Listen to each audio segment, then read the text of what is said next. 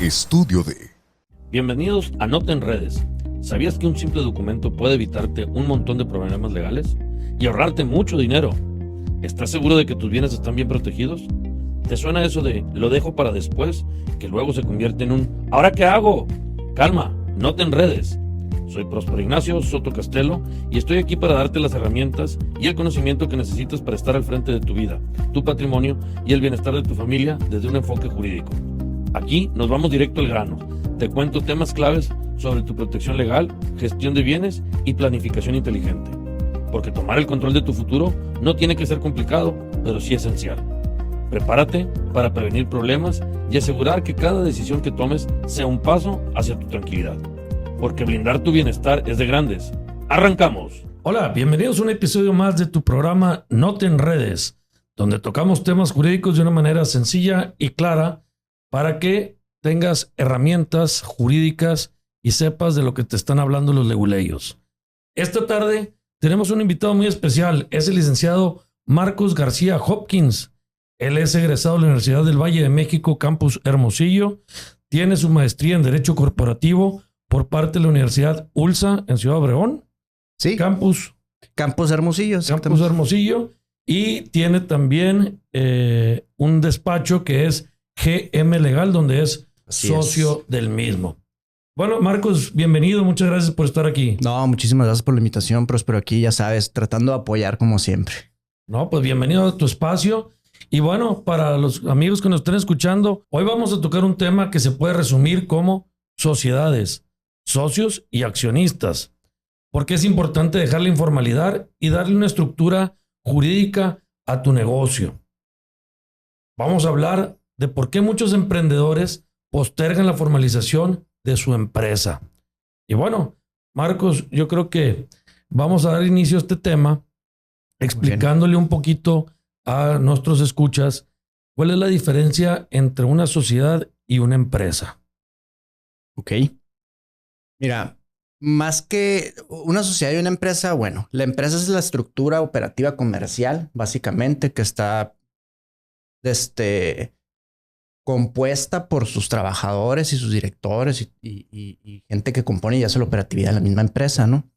Una sociedad, en cambio, es ya la estructura jurídica o legal de esa misma empresa, que ya sea por su calidad de accionarios que se encuentran presentes, los títulos o valores que tengan esas acciones, las reglas de cómo se debe administrar, si hay consejo de administración, o sea, ya lo que viene siendo el acta constitutiva o jurídicamente lo que es una sociedad, ¿no? Ok, entonces, a ver, vamos haciendo un pequeño resumen. Una empresa, según las definiciones mercantiles, viene siendo la unión del capital y el trabajo. Es decir, la lana y el que es el burrito de trabajo, ¿no? Sí. Eso es una empresa, pero el tener una empresa no distingue entre patrimonios o lo que llamamos jurídicamente como la personalidad. La personalidad jurídica. Entonces, exacto. Una sociedad la podemos definir como esa ficción del derecho que le da esa categoría como una persona. Tan es así que se llama persona moral. Jurídica. Y la única diferencia que existe entre una persona física como tú, como yo, como los que nos escuchan, es que la persona moral no tiene estado civil. Nunca vas a ver que Patito Feo SADCB se case con Marcos García, ¿no? Claro.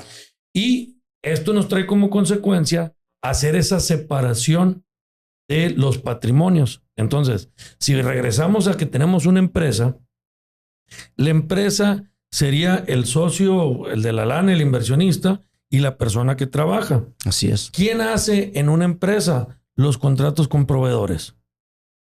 Bueno, hay representantes de las sociedades o de las mismas empresas que pueden llevar a cabo las contrataciones con proveedores o inclusive pueden ser directores o administradores dentro de la misma empresa, dependiendo de la capacidad que le dé la misma sociedad, ¿no? Sí, pero bajo la tesitura que estamos ante una empresa porque no estamos constituidos formalmente como una sociedad, entonces... Bueno, puede ser una persona con la actividad física empresarial la que normalmente da el frente de esa empresa, ¿no? Digo, depende mucho de la estructura de la misma. Entonces, ¿no? Marcos, si tú vamos a hacer una empresa de vender chicles, por decir algo, ¿no? Yo soy el burrito de trabajo y tú eres el de la lana.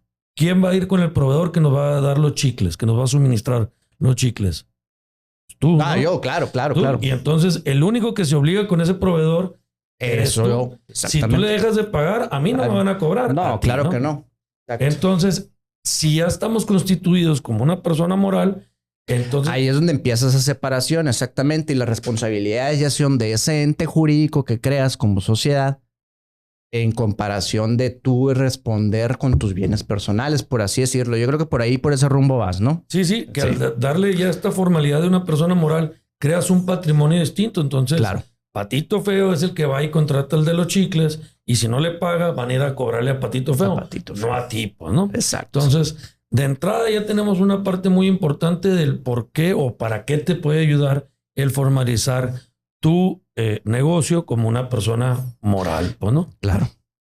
Entonces, bueno, ¿qué se necesita? Porque todo el mundo dice, es bien tedioso constituir, qué flojera ir con el notario, qué flojera contratar abogado, etc. Entonces, a ver, yo creo que empezaremos a distinguir lo primero que necesitas definir para constituir tu sociedad. Bueno, yo creo que lo primero, así lo básico, el permiso de Secretaría de Economía para nombre o denominación social. O sea, que puedas tú, que tu sociedad pueda tener ese nombre, ¿no? Básicamente. Ya una vez con ese permiso, que para serte sincero, sí es una lata, porque puedes dar 7, 10, 20 nombres y muchos ya están apartados, muchos ya están usándose o algo por el estilo. Entonces sí se batalla un poquito con eso. Pero ya una vez establecido el permiso del nombre por la Secretaría de Economía, ya puedes pasar ahora sí que con tu notario de confianza, a efecto de que lleve a cabo la estructura de la sociedad que deseas crear. Ya dependerá tú si quieres hacer, pues, varios de los tipos de sociedades que tenemos, ¿no? Que yo creo que el día de hoy nos vamos a enfocar en lo que son sociedades anónimas y sociedades de responsabilidad limitada, ¿no? Sí, ahorita tocamos ese punto. Bueno, aquí me gustaría hacer una aclaración. Sí, cierto, es tedioso el hacer la solicitud de la Secretaría de Economía porque a veces tarda, como puede ser de un día, puede ser hasta 2 semanas, un mes, mes y medio, dependiendo, ¿no? Pero bueno, ¿qué me debo de fijar yo al momento de estar ahí con mi compadre, con mi amigo, el que va a ser mi socio, pensando en el nombre? El nombre es un invento de ustedes. Entre más creatividad le echen, creo que va a ser más fácil. Sí, claro, que más se lo fácil. autoricen para que no caiga con una similitud de algo existente. Y ya el típico, ¿no? Dependiendo de la zona del país donde estés, fulana cosa del noroeste, de Sonora, de Jalisco, etc., ¿no? Entonces, bueno, esa es la primera recomendación que les damos. Invéntense el nombre. Sí, ahora sí que hay que echar bola a la creatividad en ese aspecto, porque es lo que te va a hacer que ese pedazo en específico, ese tema en específico sea más fácil de resolver, ¿no? Así es. Y luego, segundo punto, definir a qué se van a dedicar. Sí, el objeto social de la empresa, ¿no? Cuestión muy importante, porque a la hora, este es el alma de la sociedad, por así decirlo, la herramienta, porque es lo que te va a dar la pauta de qué puede y qué no puede hacer la empresa. ¿Para qué nos estamos juntando? Exactamente. Pues, ¿no? Entonces, bueno, y en ese sentido, me ha tocado ver actas constitutivas de 50 hojas de todo el objeto social. ¿Tú lo consideras necesario hacerlo así? No necesariamente. Antes se estilaba mucho como, y es un dicho típico entre abogados que me ha tocado mucho escuchar, sobre todo de la vieja guardia, como le decimos ahorita, licencia hasta para matar, ¿no? O sea, que puedas hacer y deshacer y tener las facultades de lo que tú quieras. Puede ser, para mi punto de vista, contraproducente porque te metes en esquemas o situaciones en las que no tienes necesidad de estar y que a lo mejor en un futuro te pudieran repercutir. Yo creo que principalmente es tener un muy buen enfoque de cuál es el objeto de tu empresa y qué es verdaderamente lo que quieres tú, pues, trabajar o establecer. ¿Para qué? Si en un futuro tú quisieras a lo mejor extender tus funciones como objeto social, se pueden hacer a través de asambleas ordinarias. O sea, no es necesario de inicio querer hacer todo de jalón, ¿no? Así es, ¿no? Y sobre todo por el tema del outsourcing, ahora ha cobrado más relevancia esto, que si tú tienes contemplado en tu objeto social ciertas actividades que luego por estrategia los subcontratas, pueda tener repercusiones fiscales de que no puedas hacer deducible esos gastos, sí, ¿no? Sí. Entonces, aquí lo importante es que cuando ustedes definan a qué se van a dedicar, sean lo más concisos y claros y sin entrar en tanto meollo, pues, ¿no? No. Repito, yo creo que repercute más inclusive ese plasmar tantas ideas. No te ayuda mucho a formalizar bien lo que es la empresa, ¿no? Así es. Entonces, a ver, ya tenemos el nombre, sí. Ya sabemos a qué nos vamos a dedicar. Siguiente punto, el capital social. El capital social, así es. Históricamente hay una reminiscencia, ¿no? De 50,000 pesos. A un peso la acción y... Ajá. ¿Necesito empezar forzosamente con 50,000 pesos? No necesariamente. Es lo que se estila porque es un monto normal, pero yo he visto sociedades que se estilan con 5,000 pesos, de 10,000 pesos. O sea, no hay un monto en específico, ¿no? Sí, o sea, ya ahorita no hay una obligación por ley de constituirte con ese monto. Pero bueno, hay que explicarle a los que nos escuchan qué es el capital social. El capital social básicamente viene siendo cuál es el valor de las acciones que tú le vas a dar a cada uno de los accionistas. Normalmente la ley te exige que cuando mínimo sea $1 por acción. Y las acciones, pues ahora sí que consideren que cada socio le va a aportar de acuerdo a su porcentaje, ¿no? Así, y algo muy importante que yo creo que debemos recalcar es que ese capital social, acuérdense que en contabilidad lo ponemos en los pasivos. Sí. Porque al momento de que se disuelva la sociedad y se liquide, bueno, es el porcentaje que te va a tocar a ti de lo que sobre, ¿no? De lo que quede, exacto. Y por otra parte, las acciones que tú suscribas, eso es lo que estás obligado a aportar y nada más, exacto. Todo tu demás patrimonio queda limpio. Queda completamente libre, así es. Entonces, ahí vayan ustedes definiendo con cuánto quieren entrarle. También yo quiero destacar que una sociedad que tenga un capital social más o menos alto, que puede ser desde los 100, 200, $1 millón de pesos, te da también una fortaleza vista para los bancos, ¿no? Claro. Sobre todo si necesitas tú, por ejemplo, para iniciar tus operaciones algún crédito fuerte o algo por el estilo. Esas aportaciones al capital social te van a ayudar como garantía dentro de las mismas instituciones fiduciarias, ¿no? Sí, entonces, bueno, vayan pensando ustedes con cuánto le quieren entrar y qué valor le quieren dar a cada acción. Eso es de inicio, porque al final del día, cuando ya esté la sociedad operando, ¿no?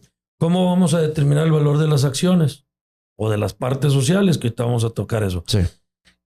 Es algo muy sencillo, a simple vista. Sí, a grandes rasgos, ¿no? Activos menos pasivos entre el número de acciones te da el valor de cada acción, pues, ¿no? Exacto. Y para eso, bueno, ¿cuáles son mis activos? Ya van a entrar los inmuebles. Sí, se hicieron aportaciones a la sociedad, todo ese tipo de cuestiones, ¿no? Así es. Y defino un poquito ahorita nada más cuando son acciones y cuando es partes sociales. Bueno, acciones son más que nada en cuestiones de sociedades anónimas, ¿no?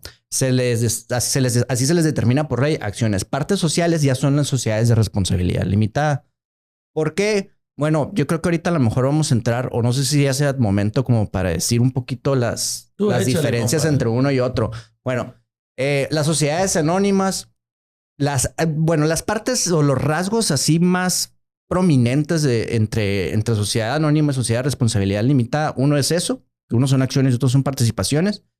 Las estructuras dentro de las sociedades en el aspecto de cómo se organizan, ya sea en el caso de la sociedad de responsabilidad limitada, nada más te pide que sean gerentes o directores. Y en las sociedades anónimas pueden ser a través de consejos de administración o administrador único y pues obviamente sus asambleas ordinarias o extraordinarias, ¿no? Eso es uno de los enfoques, las cuestiones de acciones o participaciones.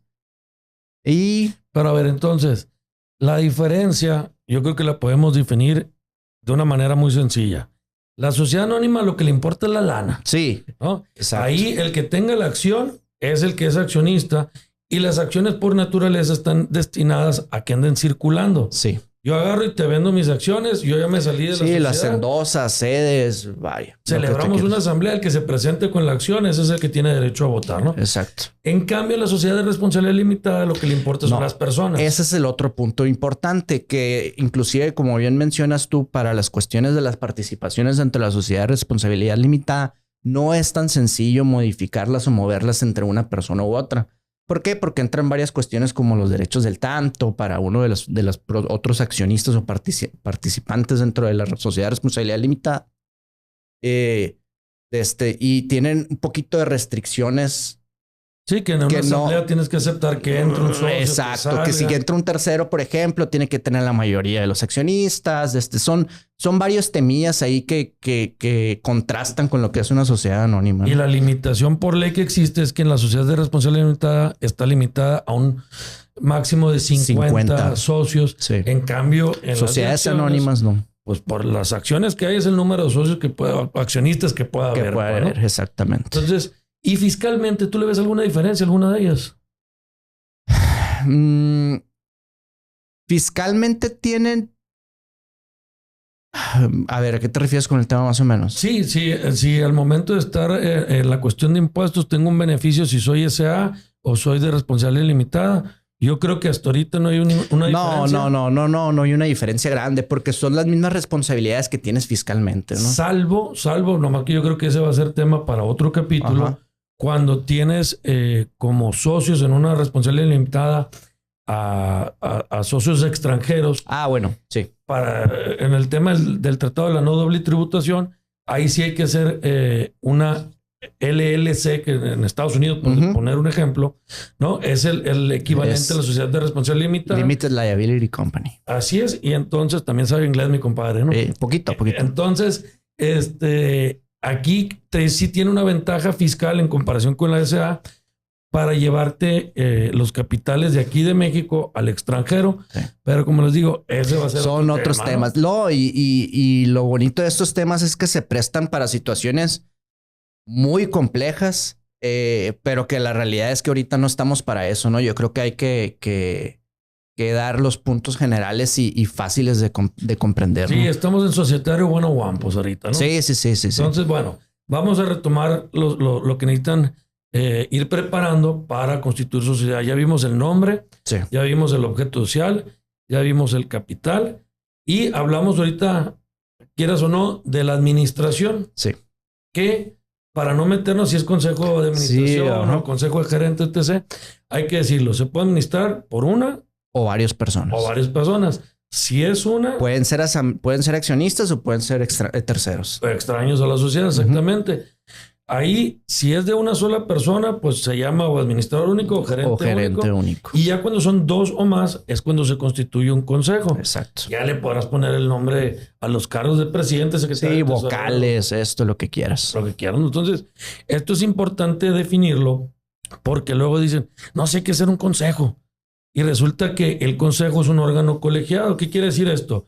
Que todos los integrantes son los que la representan. Sí. Si vas a firmar un contrato y tienes 5 miembros en el consejo, los 5 tienen que firmar. Y resulta que uno de esos 5, pues es el que se la lleva en Timbuktu, pues, ¿no? Viajando y para hacerte su firma es un show. Entonces, importante que lo platiquen, ¿no? Claro, son temas básicos esos, sobre todo para no entorpecer la misma operatividad de la sociedad. Son temas que sí hay que plasmarlos, platicarlos y darles a entender cómo es que se deben de hacer, sobre todo para que no se entorpezca toda la situación, ¿no? Y realmente los que están dentro del órgano de administración, que es este consejo, este administrador, son por ley los representantes legales. Sí. Que ahorita vamos a entrar un poquito más a la diferencia con los apoderados. Así que esos son, apoderados no son los representantes legales, ¿no?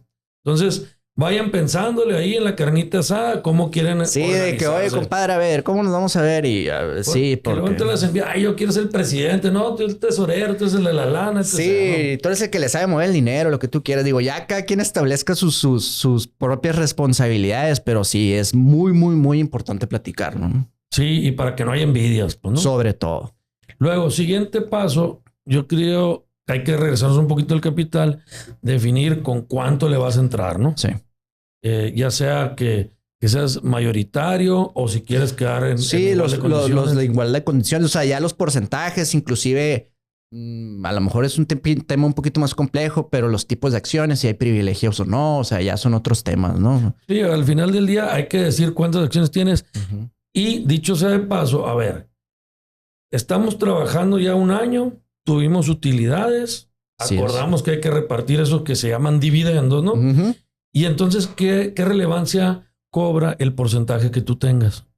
de acciones o de parte social. Claro, que depende de tu parte accionaria te corresponden los dividendos, ¿no? Entonces, entre más acciones tengas o más porcentaje tengas, pues más Más utilidad, ¿no? Exactamente. Entonces, eso es también importante para que lo definan y sobre todo también, no nomás para cobrar, al momento de celebrar una asamblea, es el número de votos que vas a tener también. Sí, claro, para constituir, hacer el quórum de la asamblea, todo, ¿no? Y yo creo que este tema por demás interesante es cómo recomiendas. Vamos a suponer que son dos amigos los que van a constituir su sociedad. ¿Recomiendas tú un 50-50 o mejor decirles un 51-49? Es que depende. Yo personalmente trato yo de no andar en ese tema porque se prestan malas interpretaciones, ¿no? Yo prefiero que cada uno como parte societaria defina o entre ellos definan cuáles son sus aportaciones y cómo deben de quedar. Ahora sí, a tema personal. Hay veces que por las cuestiones legales de que te piden mayorías más uno o algo por el estilo, con tal de no entorpecer ciertas decisiones que se hagan dentro de la sociedad, pudieran hacer ese cambio del 1%, lo que sea, ¿no?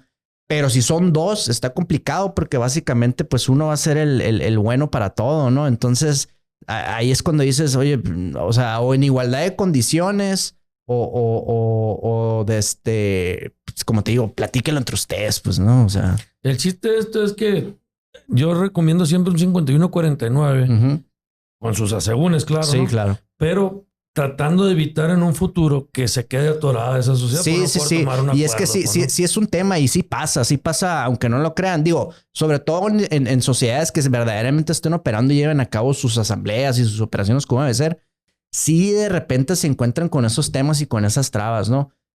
Que por eso, como tú ya lo mencionas, o sea, sí tiene su relevancia. Ok, no, pues ahí hace la cuestión de cada quien. Sí. Ahora, otro punto importante, ya definido cómo se van a organizar y cómo se van a dividir el capital, yo creo que hay que aprovechar desde la constitutiva para nombrar también apoderados. Sí. A ver, ¿tú para qué le sugieres desde la constitutiva que nombren apoderados? Apoderados, ¿por qué? Porque como tú bien dices, no siempre pueden estar o el consejo de administración estar operando, lo que tú quieras. Y necesitas tú apoderados, puede ser para varias cosas. Puede ser para pleitos o cobranzas, actos de administración. Pues de dominio no lo recomiendo, obviamente. Pues simplemente para esos dos. ¿Por qué? Por cualquier cuestión operativa administrativa. Es más fácil que a lo mejor tengas apoderados suficientes para llevar a cabo la misma operación de la sociedad, ¿no? Sí, a ver, tú acabas de tocar un punto importante. Actos de dominio. ¿Qué son los actos de dominio, compadre? Actos de dominio, básicamente, ahora sí que tienes carta blanca con cuestiones de la sociedad y sus activos, ¿no? O sea, si la sociedad tiene inmuebles, por ejemplo, a su nombre o algo, tú tienes capacidad de suscribirlas hasta cierto punto, ¿no? Ya dependerá obviamente del tipo de poder y cómo se le otorga el apoderado, ¿no? Sí, pues acuérdate, dominio es como si fueras dueño. Sí, exactamente, a título de dueño, básicamente. Y entonces ahorita, ¿cómo les podemos recomendar a nuestros amigos y amigas qué poderes otorguen? Yo les diría de entrada, a ver, oye, qué flojera, yo no quiero andar en las vueltas del SAT para dar de alta en el RFC a mi sociedad. Ah, bueno, dale un poder a tu contador o a alguien de ustedes exclusivo para que vaya de la sociedad de alta, ¿no? Sí, o protocolizaciones de asambleas a veces, aunque las mismas actas los dicen, ¿no? Pero ya dependerá de cada situación, pues. Oye, o la otra, hoy un poder para pleitos y cobranzas para el abogado. Y una vez ya tenemos que esa es quién es el abogado, ¿no? Esa es la de cajón, sobre todo si ya tienes una persona de confianza de inicio. Yo diría, órale, una vez para que cualquier problema o circunstancia que se pudiera percatar ahí en la sociedad, pues ya tengas una persona que te pueda apoyar de inicio, ¿no? Sí, que con estas facultades pues te pueden representar en un juicio. Sí, y te ahorras vueltas y muchísimas cosas, ¿no? Y gasto. Porque ya lo vas haciendo desde un principio y desde el principio tienes el mismo costo por poner todo esto. Exacto. A diferencia de que si lo haces posteriormente, pues aquí sí, ya te cuesta lo que viene siendo. Sí, me van a funar porque pues es chamba para nosotros, pero pues, no, pero es la realidad, digo, ahora que como tú bien dices, estamos para ayudar y para apoyar. Si eso es ahorrarle ciertos pesitos, pues adelante, ¿no? O sea, hay que establecer bien las reglas desde el inicio, pues. Y porque sí, y a pesar de que hay veces que tengan ya supuestamente los documentos necesarios, siempre sale algo. Siempre. Entonces, si desde un inicio tú puedes ya tener ese camino un poco establecido, te va ayudar muchísimo a la larga, ¿no? Sí, y otra de las facultades que tienen que pensar también ustedes son las de administración en materia laboral. Sí. ¿Para qué nos sirven estas facultades en materia laboral? Sí, en representación, por ejemplo, para cuestiones bueno, ya no son juntas, ahora son tribunales laborales, por cualquier por cualquier problema que pudieras tener con alguno de tus trabajadores, solo por el estilo, que tengan ellos la capacidad de representante y apoyarte para arreglar esa situación, ¿no? Básicamente. Entonces, de entrada, ir pensando en quién pudiera apoyarlos en este tipo de sentidos o temas, ¿no? Que puede ser un abogado o no necesariamente abogado, pero alguien que se encargue de, oye, a ver, yo no quiero andar en medio de las demandas, sí, tú claro. Firma, tú ve arréglate con el trabajador. Aquí ahora sí que es ahorrarle tiempo y pues tiempo más que nada a la gente que verdaderamente se debe encargar de operar la empresa, de encargarse de que su empresa sea un ente exitoso, ¿no? Entonces tú quieres quitarle esa carga para que, órale, pues ayúdame con estos aspectos, ¿no? Así es. Y tenemos otro tipo de facultades de administración. Ahora sí, estas son las de la operatividad, ¿no? Administrar nos sirve para desarrollar el objeto social. ¿A qué nos dedicamos, pues, no? Sí. Típico de que cuestiones de banco, cosas por el estilo, pues, ¿no? Sí, que allá tenemos que tener una facultad especial que es la suscripción de títulos de crédito, ¿no? Y bueno, para no aburrirlos entre tanta diferencia. Sí, porque el chiste es que lo sepan ustedes, ¿no? Y también se pueden poner todos los candados que ustedes quieran. Sí. Oye, Marco solamente va a poder representar a la sociedad en un determinado territorio o con una cuantía de los asuntos de tanto, ¿no? Arriba de esa cuantía necesitamos estar 2 o más. ¿Para qué? Pues para que se vayan poniendo esos límites. Sí, balanzas, inclusive, como ya lo hemos comentado, firmas mancomunadas, hay varias cosas. No lo recomiendo mucho yo sinceramente porque igual llegamos a que empiezas a limitar tanto que hasta cierto punto entorpece un poquito la operatividad, ¿no? Pero ya dependerá de la situación de cada quien. Sobre todo si eres una empresa muy grande y que operas no solamente en la entidad, sino a nivel nacional. Dices, órale, no, pues ahí sí. No, y tienes que aprender a soltar un poquito, ¿no? Claro. Porque recuerdo que platicamos en días pasados el tema de que, oye, llegan y te quieren poner todos los candados del mundo. Sí. Porque hay una desconfianza entre ellos. Oye, compadre, ya empezamos mal, pues, ¿no? Nos vamos a casar con desconfianza, pues, ¿no? Y llegamos a esa conclusión, ¿no? De que, oye, pues, entonces no deberíamos de ser socios, ¿no? Básicamente. Sí, no, pues, si ya es que me vas a fregar, pues, ¿para qué, no? No, exacto. Entonces, bueno, esto es otra la parte que le sugerimos ir pensando al momento de ustedes querer constituir su sociedad para darle esa formalidad a su empresa o su negocio, ¿no? Sí, y obviamente depende mucho de lo que es la sociedad en sí, si vas iniciando, obviamente estamos partiendo de que van iniciando, entonces a lo mejor tus movimientos no son de entrada tan grandes como para hacer este tipo de trabas, pero sí, si tú lo estás pensando y tienes tú ya un esquema en tu cabeza, que tú sabes que tienes a lo mejor un tiempo determinado para hacerlo y dices, pues de una vez, ¿no? O sea, vamos a empezar a hacerlo. Sí, oye, a ver, y otro punto que se nos estaba pasando, creo yo, es, a ver, pues habrá siempre el rico, habrá el menos rico y el que nomás está con su chamba y dispuesto a echar toda la carne al asador para que salga el negocio, ¿no? Y entonces aquí hablábamos hace ratito del capital social y hablábamos de dinero, ¿no? Pero también acuérdense que los bienes tienen un valor. Sí. Entonces yo puedo aportar también un inmueble. El inmueble tiene un valor y ese valor se estipula en el monto y te da cierta cantidad de acciones, ¿no? Dependiendo del valor de tu acción. O yo tengo este tractor, tengo esta maquinaria y eso es lo que yo aporto y por aportarlo recibo acciones o recibo participación en el capital social, pues, ¿no? Así es. Eso. Y un punto importante que yo creo que hay que mencionar es el know-how también. El know-how tiene un valor, ¿no? Sí, el know-how tiene un valor, nada más que aquí hay un punto muy importante que hay que aclarar, creo yo, porque muchas veces en el know-how lo quieren establecer como un socio industrial, ¿no? Y aquí el tema sobre todo en sociedades mercantiles, pues tú bien lo dijiste, aquí lo que importa es el dinero. Tú las acciones tienes que pagarlas. Entonces, un socio industrial, ¿cómo la paga? ¿Por qué? Porque vamos a definir lo que es un socio industrial. Un socio industrial básicamente es mi aportación, es mi servicio o mi profesión a la sociedad. Y mi conocimiento. Y mi conocimiento, así es. Entonces, Como bien lo decimos, la ley no está, la ley general de sociedades mercantiles, que son con los temas de las sociedades que estamos hablando ahorita, no contempla en específico un socio industrial más que en ciertos casos, que creo que es en la sociedad de comandita simple y la de nombre colectivo. Y la de nombre colectivo, exacto. Que nada más habla que en cuestiones de pérdidas o ganancias, el socio industrial solamente gana la mitad, si mal no recuerdo, de las ganancias y las pérdidas no las puede reportar. Ahí tiene sus asegúnes, pero miren, ese tipo de sociedades que estamos hablando ahorita, a raíz de la historia, han caído en desuso. Sí. Porque, como lo comentamos hace rato, ¿no? Cuando tú dices cuántas acciones o cuánto vas a invertir, eso es lo único que te obligas, se llaman sociedades de bajo riesgo.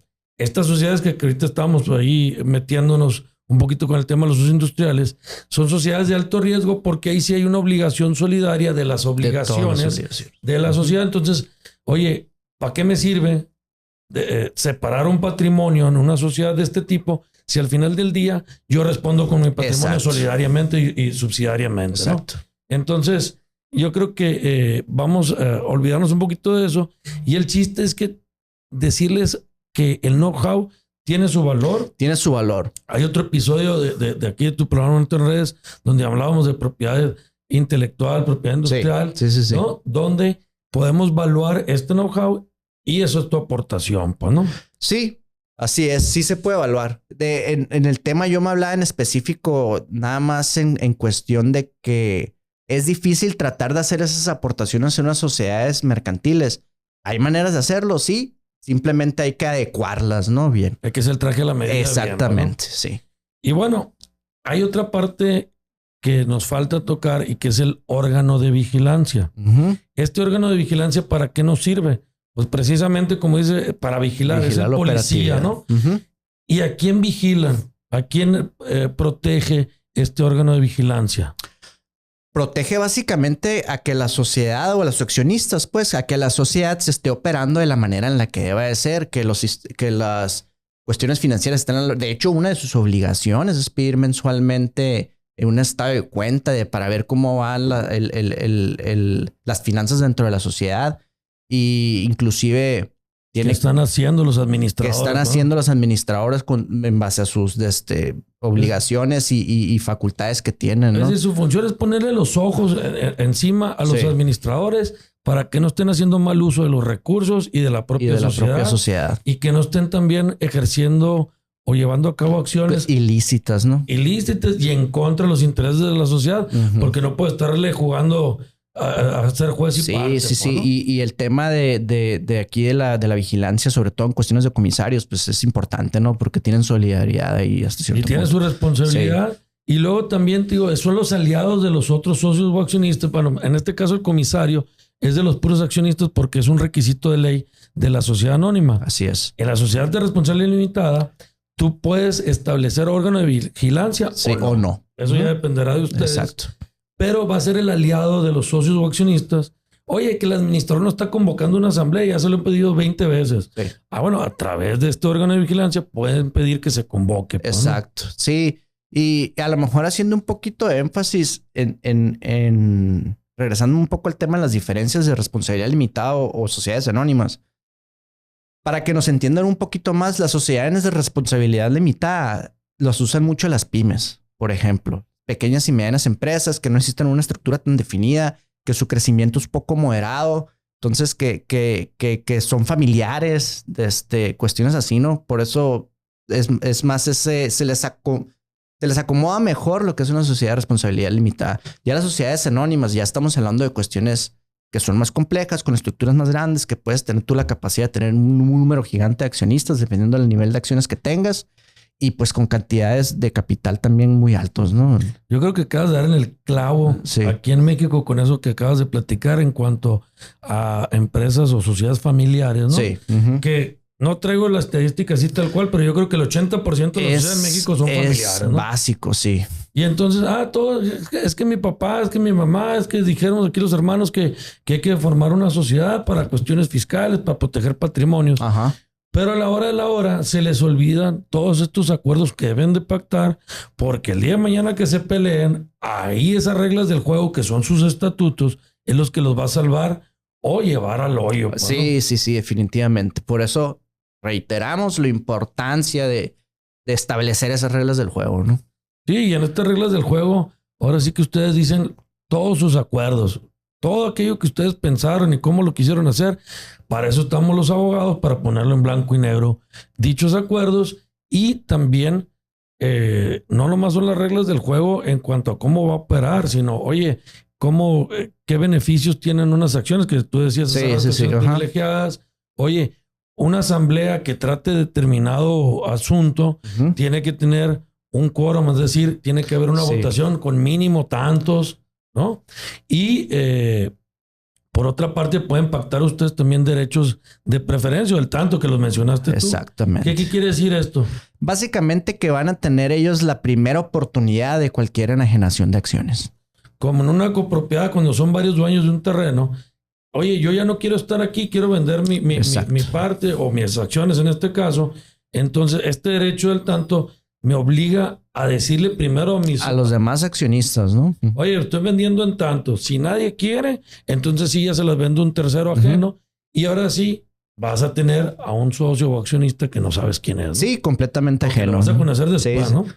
Y no te queda otra más que aguantarte. Claro. ¿No? Entonces, es importante también sugerirles que pacten este derecho del tanto para que si algún día alguien se quiere salir, pues ustedes tengan esa preferencia para así adquirirlo, ¿no?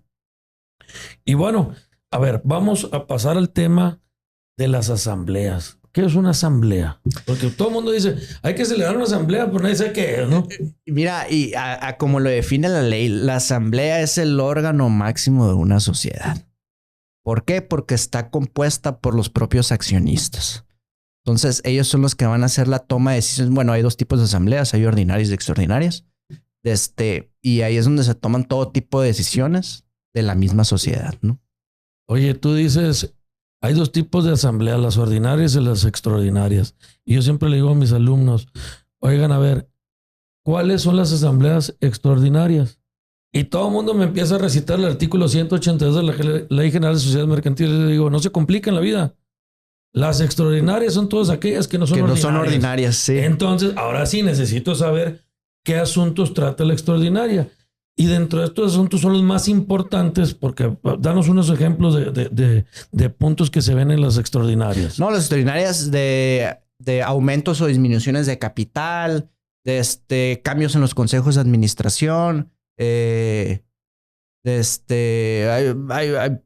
ahora sí que bastantes puntos, designaciones de apoderados, hay muchos puntos que ver, ¿no? Sí, hay unas esas que puedes tocar los temas en ordinarias, pero básicamente las extraordinarias son los cambios fundamentales a la sociedad, como el cambio del objeto nombre, social, transformarla, oye, de una SA queremos ser ahora una SRL, fusiones, escisiones, que es partirla y crear otra nueva, ¿no? A partir de un pedazo de esta, o modificar las reglas del juego. Entonces, como estos son temas tan importantes, por eso es que se le llama que van en una asamblea extraordinaria, porque aparte por ley, la votación tiene que ser mayor, ¿no? En este tipo de asambleas, hay que tener la mayoría, para que no te cambien de la noche a la mañana y tú ni te enteraste, ¿no? Sí, y también inclusive el quórum es más alto, ¿no?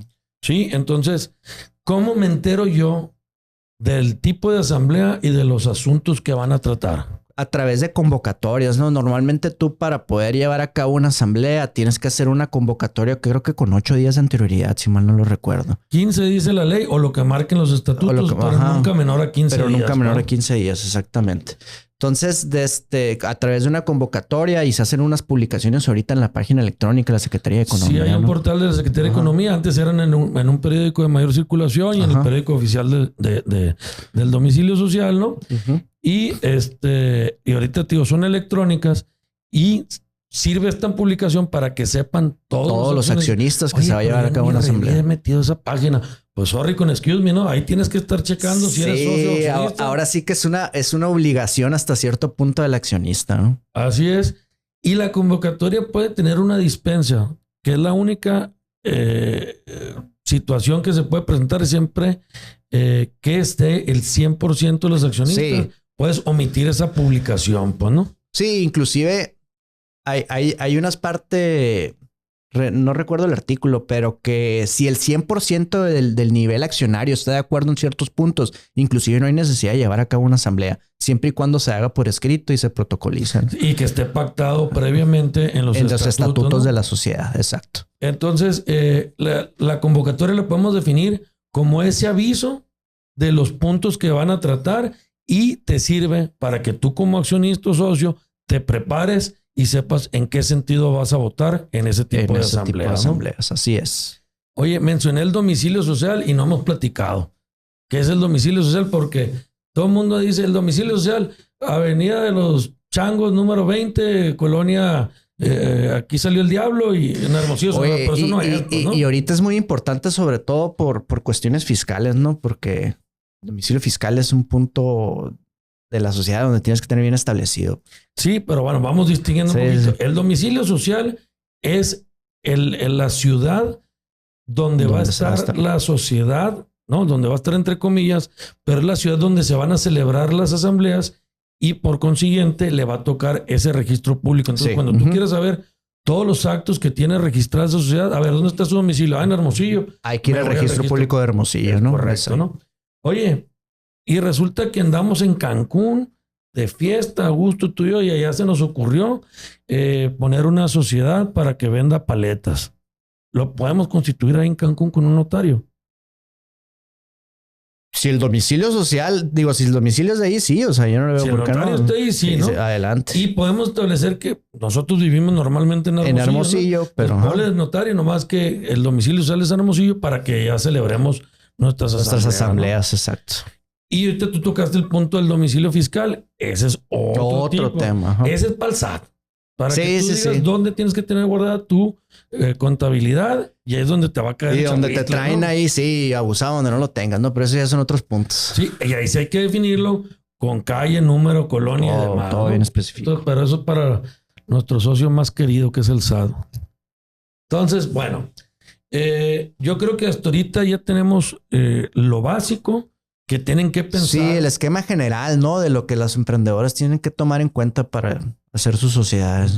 Oye, y aquí sí me gustaría recalcar algo, porque van a llegar con el notario para constituir su sociedad y el notario les va a leer la siguiente letanía. Agarren pluma y hoja, apunten. Les van a pedir de cada socio o accionista o comisario acta de nacimiento, constancia de situación fiscal, comprobante de domicilio, CURP, su identificación. ¿Y ahora qué crees con la jalada que le vamos a pedir? Ya supe que le están pidiendo actas de matrimonio y todos están casados, ¿no? Acta de matrimonio y la identificación del cónyuge. Sí. ¿Por qué es esto? No creen que es necedad, ¿eh? Lo que pasa es que hubo unas reformas al Código Fiscal y relacionadas con el antilavado de dinero, y entonces la autoridad fiscal y que es la Unidad de Inteligencia Financiera, que es parte del SAT, quiere saber quién está atrás de ti. Exacto. Porque no sé si tú, pero en tu casa, ¿quién tiene la última palabra? Híjole, voy a decir que yo, pero lo dudo un poco. Y sí, mi amor, es tu última palabra, lo dudo un ¿no? poco, ¿no?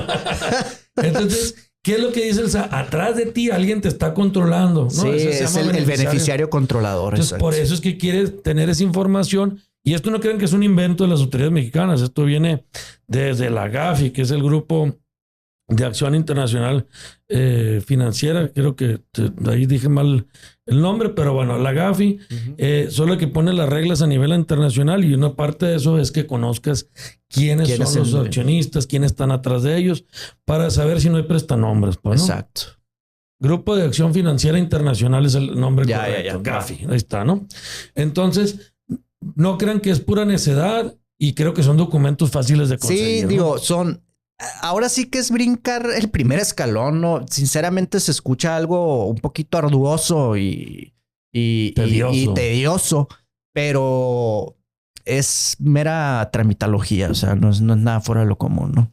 Sí, entonces, básicamente, esto es lo que necesitan para pensar y recabar la información y acudir a su notario de confianza para que puedan constituir ustedes su sociedad y darle esta formalidad a ese negocio que tienen con su compadre, con su hermano o con quien ustedes les dé la gana, ¿no? Sí, sí, sí. De hecho, reitero la importancia porque me ha tocado casos en específico como abogado litigante en el que gracias a que tienen una estructura establecida y bien definida, han podido salir adelante en ciertos esquemas, no necesariamente en aspectos de problemas entre socios, pero sí ante terceros, ¿no? Que ese es otro punto muy importante del constituir una sociedad que te da cierta seguridad jurídica ante terceros, ¿no? Hasta cierto punto.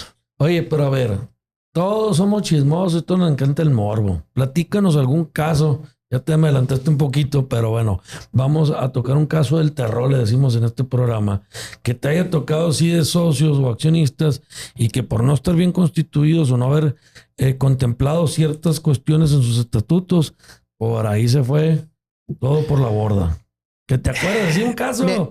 Me han tocado cuestiones, sí, me han tocado cuestiones a lo mejor un poco complejas, sobre todo en el tema de típico que ya está una sociedad constituida y como tú bien dices, uno es del dinero y otro no, pero a lo mejor las aportaciones sociales o el capital social están pagados entre los dos, pero para el flujo uno empieza a aportar como pasivo a la sociedad, ya sea a través de créditos o contratos de mutuo o lo que tú quieras, ¿no?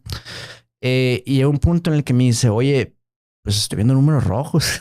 No se me está dando, ¿qué hago? ¿Qué puedo hacer? ¿Me conviene? Y le digo, oye, a ver, de entrada, párale, ¿no? O sea, si ves que el negocio no está dando, pues no le sigas suministrando porque pues vas a seguir perdiendo tu propia capital personal porque estamos hablando de una aportación propia del socio a la sociedad, ¿no? No de la sociedad en sí. Entonces, ahí nos ayudó a que como ya está una estructura, nos ayudó a definir cuáles eran los activos de la sociedad, cuáles eran sus obligaciones ante terceros, qué capacidad tenía este socio como accionista dentro de la misma, en el sentido de cuánto eran sus aportaciones, cuánto le tocaban en caso de algún tipo de liquidación,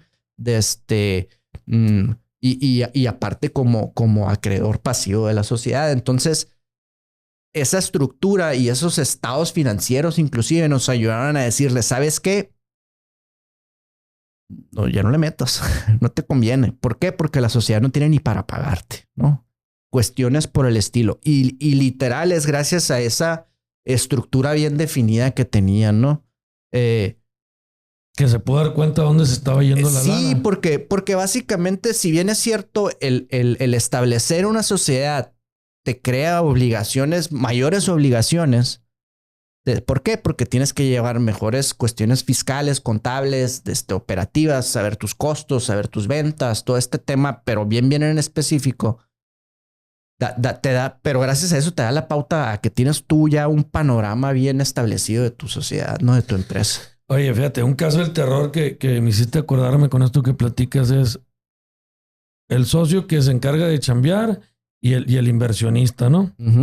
Y el inversionista, pues siempre está esperando, a ver, el retorno de su inversión. Sí, las utilidades, ¿no? Sí, todo. Y resulta que, pues, no, nunca hay. Es como las vacas que nunca paren, pues, ¿no? En el rancho enseguida, pues, ¿no? Exacto. Entonces, oye, pero resulta que el que está administrando se la pasa a todo dar. Carro nuevo, viajes, sí, el celular del último modelo, etc. Entonces, aquí es donde entra la importancia de tener el órgano de administración para, oye, a ver, ayúdame a ver qué está pasando, ¿no? ¿Qué es lo que está pasando? Y poder ejercitar las acciones legales que correspondan para que no te estén fregando, ¿no? Exacto. Entonces, sí. Si se fijan, ahí hay un poquito de chanchullo por lo que pasa en el día a día. No, y algo muy importante que hay que mencionar, y creo yo que mi ética como abogado me promueve decirlo, es de que nosotros hacemos el trabajo suficiente para tratar de minimizar esas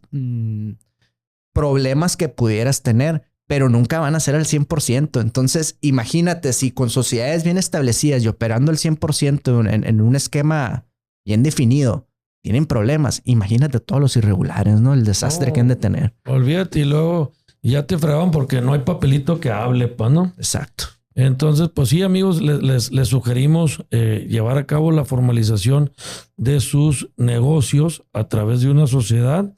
Y además yo quisiera decirles No es lo mismo tratar con Pancho López que tratar con una sociedad ya Sí. constituida. Pues no se le da una formalidad. Y es parte, yo creo que también de las imagen corporativa, que no es lo mismo tener, me voy a escuchar bien viejo, ¿no? El correo @hotmail, pues, ¿no? O el Gmail, pues, ¿no? Híjole. Se ahí es donde se nota la edad de todo mundo, ¿no? Sí, no, me maté solo, pero bueno. Oye, qué falta de formalidad en lugar de tener tu propio dominio, que se vea bonito, que te digan, claro. Tú eres dueño de esa información, estoy tratando de proteger tus datos. Bueno, esto también, es dar esta formalidad, te ayuda a tener esa buena imagen de que eres definitivamente. Alguien bien constituido y que tienes una...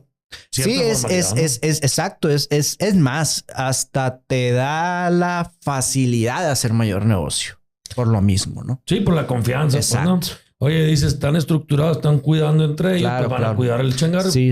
Puede ser. Eso no quiere decir que es el 100% seguro, ¿no? No. Pero cuando menos vas poniendo los pasos para que la gente confíe en ti, que yo creo que eso es lo que venimos a recomendar en este episodio. Exacto, ¿no? Exactamente. Pues bueno, amigos, se nos acabó el tiempo. Esperemos que esta información que platicamos hoy haya sido de su agrado y utilidad sobre todo. Recuerden, a Marcos lo pueden encontrar. ¿En dónde te buscan, Marcos? Mira, ahora sí que haciendo un poquito de publicidad. No tengo redes sociales todavía, estoy en medio de eso. No. Pero no, en mi despacho a todas horas sin ningún problema. Horas de oficina es el 6622-851535. Y ahí estamos para apoyarlos en lo que necesiten, ¿no? ¿Otra vez el nombre de tu despacho? Es GM Legal. ¿Y se encuentran en? Es en Yáñez, número 465, Colonia Modelo. Bueno, ahí ya saben dónde ubicar a nuestro amigo el licenciado Marcos García Hopkins. Y bueno, ya saben, acude con tu notario de confianza, quien te podrá asesorar con más de este tema. Y bueno, yo me despido para el próximo capítulo de tu programa No Te Enredes. Recuerda, yo soy Próspero Ignacio Soto Castelo, tu notario de confianza. Hasta la próxima. Gracias.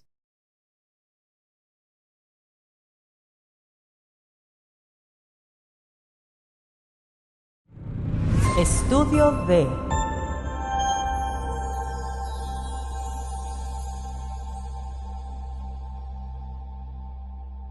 Dale voz a tus ideas en Estudio D.